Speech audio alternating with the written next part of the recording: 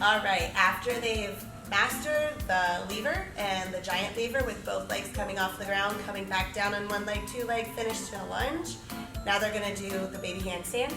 Baby handstand, same, lever, tap their feet together, come back up and lunge.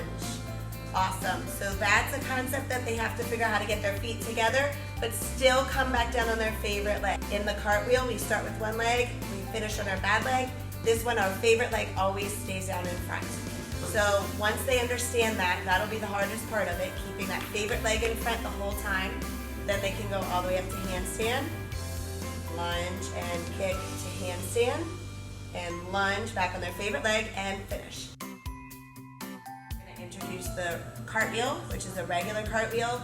Has to kick over the top of the athlete, and they're gonna still land on the other side with their opposite leg in front.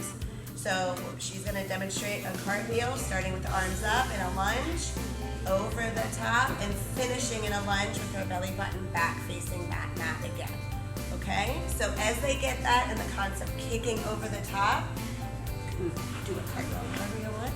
We're going to just do it on the floor and see if they've got it on the floor now. So reaching, lunge, hand, back to a lunge, and finish. Alright, so we're going to introduce the back bend to kids, and when we introduce the back bend, we're going to do it lowering their body weight to the floor, okay? So we're going to do it from the knees are open, the feet are pointed behind her, and she's going to start with her arms up by her ears.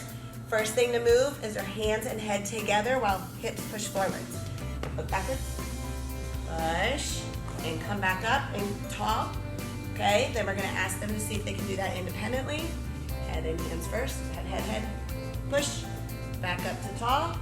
Okay, as they can do that safely, then we're gonna spot them on the cheese mat.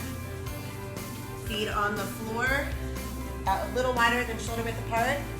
Try to hold their head and neck so you have full control over that. Then they're gonna reach back, moving their head first, touch the floor, make sure they're holding their own weight, and then have them push and stand back up, and hold on to them on the way up because some kids fall forwards too. That's back bend.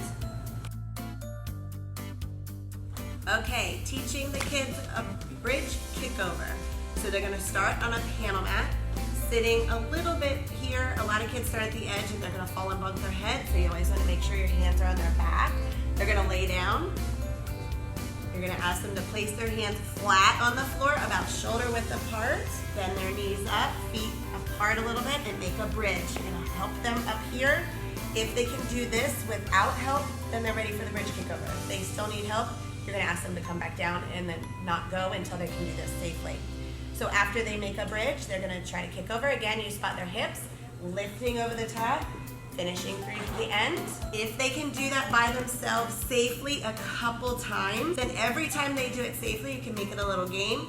You open up the panel mat, the lower it gets, the harder the skill gets. So they're gonna lay down, you're gonna make sure you're here helping them out.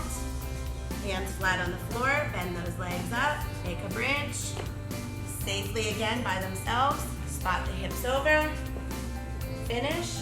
As they get better, you're gonna get them all the way down to one. So you're gonna open the panel mat, open as far as you can. All right, go on one. Same things apply. Flat hands, bend those legs up, make sure the bridge safely by themselves, and then kick over and finish.